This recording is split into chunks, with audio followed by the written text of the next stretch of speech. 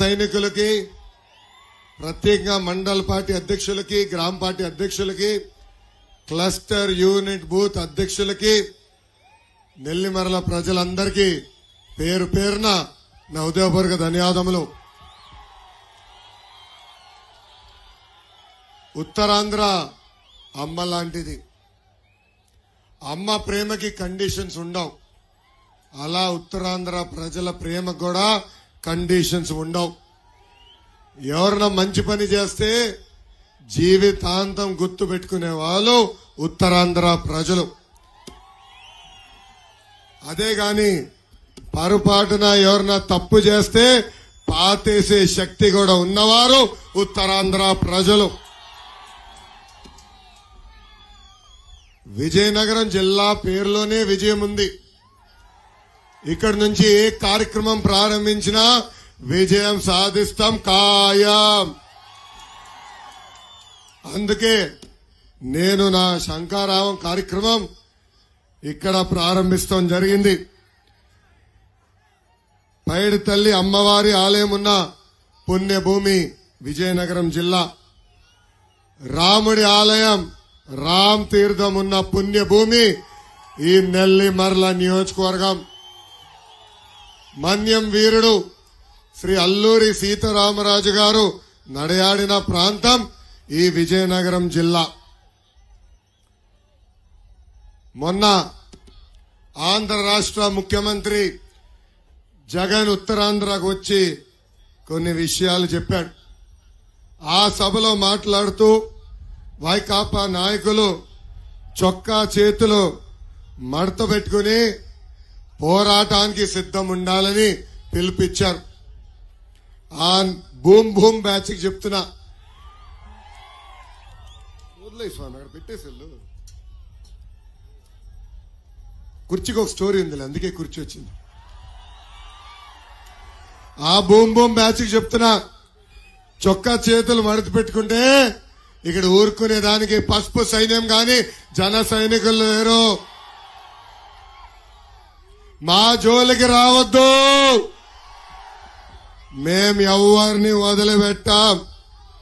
మా పసుపు సైన్యం జన సైనికులు ఒక్కసారి ఇట్లా చేస్తే మీ సీటు కూడా మర్చే బాధ్యత మేము తీసుకుంటాం. జగన్ మీ బ్యాచ్ కి boom boom president medal Andhra gold కావాలి. కానీ మాకు ఆ పసుపు జెండా చూస్తేనే నూతన ఉత్సాహం. ఈ సభాముఖంగా జగన్ కి నేను హెచ్చరిక జారీ చేస్తున్నా, మా జోలికి రావద్దు. పొరపాటున వస్తే నీ సీటు మర్చబెట్టి నీకు సీటు లేకుండా చేసే బాధ్యత మేము తీసుకుంటాం. ఎలా చేస్తామో చూపించాలా ఇంకొకసారి. ఇదిగో బా జగన్,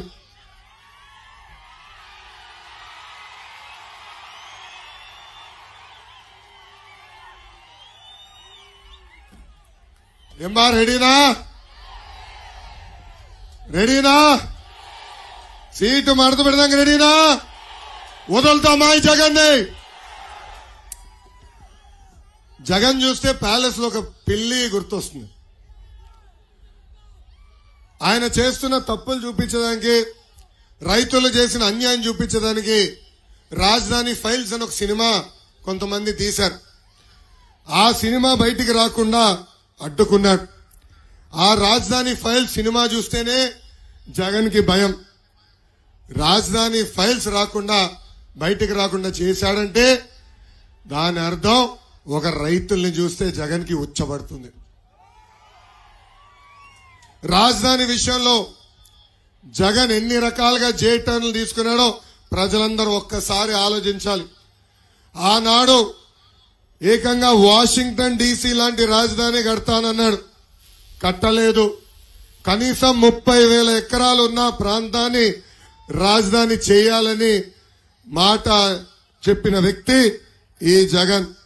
అంతేకాదు, ఇప్పటికీ చిన్న రాష్ట్రం ఏం ప్రాంతాల మధ్యన చిచ్చు పెట్టకూడదని ఆనాడు చెప్పిన వ్యక్తి ఎవరు? జగన్. జగన్ పేరు మర్చిపోయి సైకో అంటున్నారేంటి అందరూ? జగన్ పేరు మార్చేశారు మీరందరూ. సైకోనేనా? సైకో జగన్ అనాలి స్వామి. ఎందుకంటే వైకాపా పార్టీలో ఉన్న వాళ్ళందరూ సైకోలే. గ్రామ స్థాయి నుంచి రాష్ట్ర స్థాయి వరకు ఉన్న వాళ్ళందరూ బ్లేడ్ బ్యాచే, మామూలు సైకోలు కాదు వీళ్ళు.